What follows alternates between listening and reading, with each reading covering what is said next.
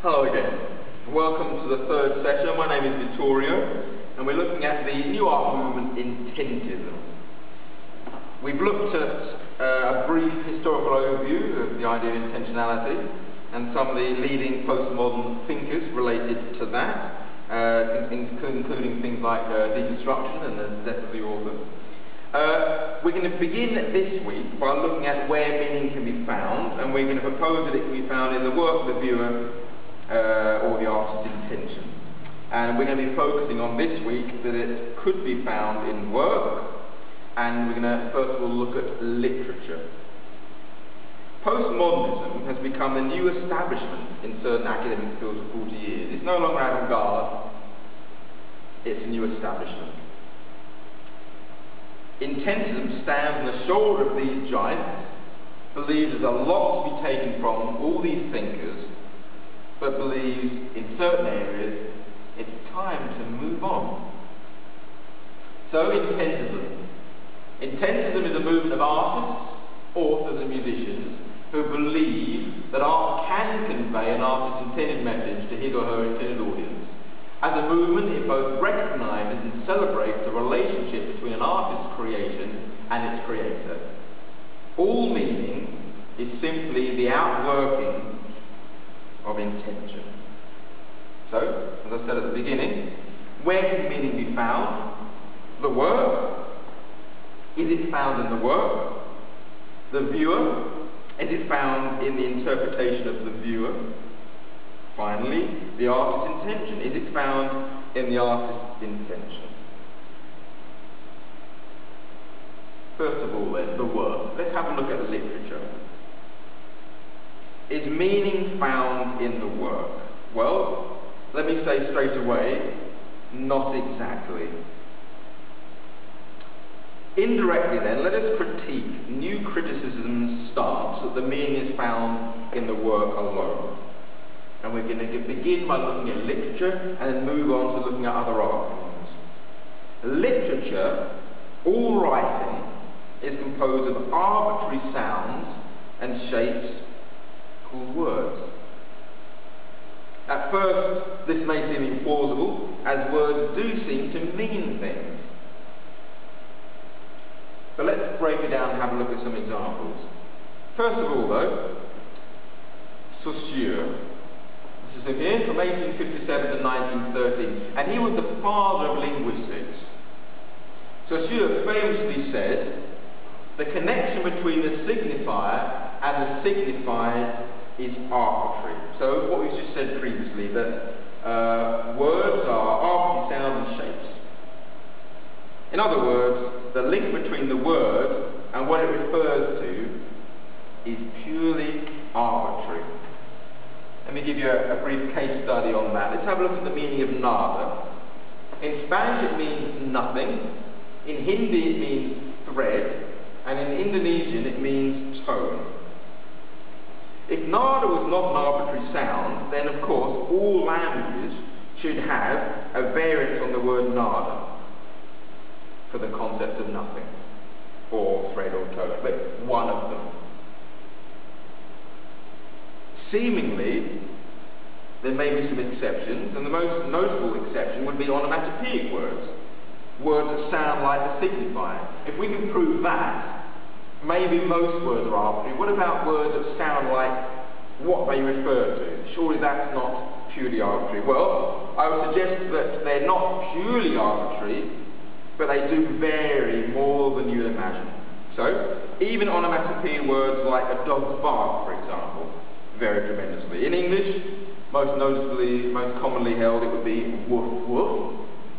In the Brazilian Portuguese, it's ow ow. In German, it's waf waf. In Italian, it's bow bow. And in Russian, it's gab gab. Now, you can't say purely arbitrary because they're trying to sound a little bit like what they represent, but they're all very different.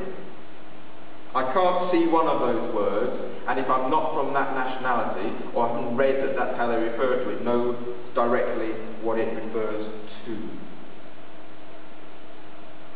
Wittgenstein famously spoke of a shared vocabulary of science. In essence, that although words are arbitrary, the accepted meaning of words were around before we were born, and be around long after we die. That's obviously true. However, I want to critique new criticism a little bit more by saying that language is continuously vulnerable to meaning change. I'm not saying that language is continually changing, because certain words have been static for a long time, but it's continuously, permanently vulnerable to meaning change. Let me give you 4 examples in the area of English grammar. Firstly, verbs, secondly, nouns, thirdly, adjectives, and fourthly, question tags. I hope to prove that if these can change, then all areas of language can change. I also hope to show that there is no sacred area of language that couldn't begin to leave its traditional moorings of meaning at any time. So the conclusion would be that language is constantly vulnerable to flux in vocabulary and meaning. Okay, first of all then, stative and dynamic verbs. For example, I'm loving it. Stative verbs describe states. For example, the verb to be. On the other hand, dynamic verbs describe situations where something is happening. So, you can't say, I am in Vittorio. I am in Vittorio. Okay? Because that's the verb to be, and it's a stative verb. Why can't it? Because stative verbs can't have an ing ending.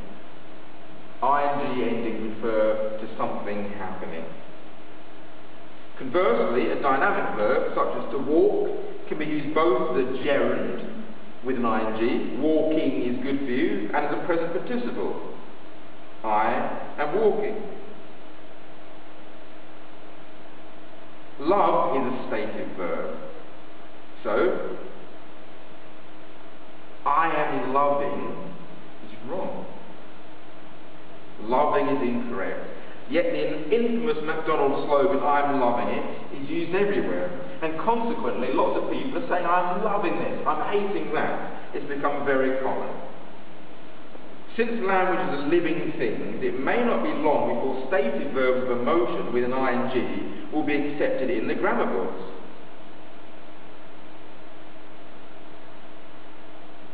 Secondly, let's have a look at nouns.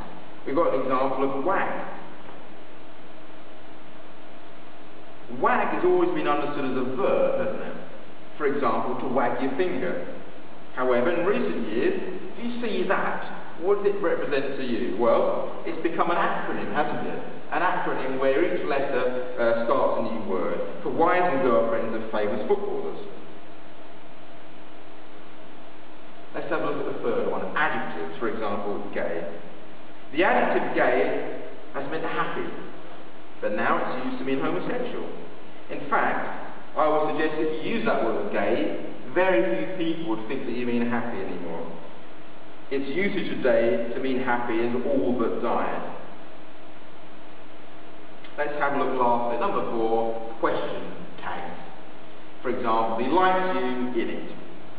Tag questions are question forms placed at the end of a statement. He likes you, the statement, then the question tag. And it converts the statement into a question.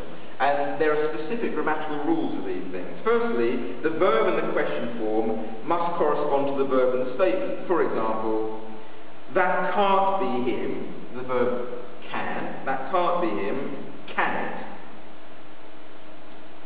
Secondly, if the statement is negative, interestingly, the tag must be positive and vice versa. For example, I did, positive, this, didn't he, negative. And he didn't, negative, go there, did he, positive. However, in the example here, have a look, he liked you, positive, in it,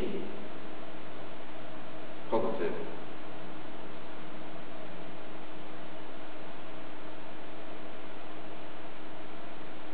Secondly, the verb there is the wrong verb. He liked you in it. What's that? Is the verb to be, is it? Surely you need to say he likes you, didn't he? The auxiliary, didn't he? It should read does and not is.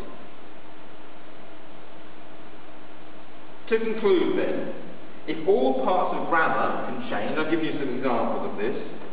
We can't predict when the languages are we can predict rather, that languages are perfectly vulnerable to flux. We have no idea whether a new word, a new grammatical construct, will start to be broken down by various areas of society and communities. We don't know. There's nothing sacred. They're all vulnerable to flux. In practice, if I follow the new critics, I may misunderstand a text, as words that I am familiar with may be used with a different meaning by the author. Again, we'll leave that there for today, and we'll come back next time for session 4, and we're going to look at meaning found in the work, and look at how that works with the new critics, but looking at the visual arts. Thank you.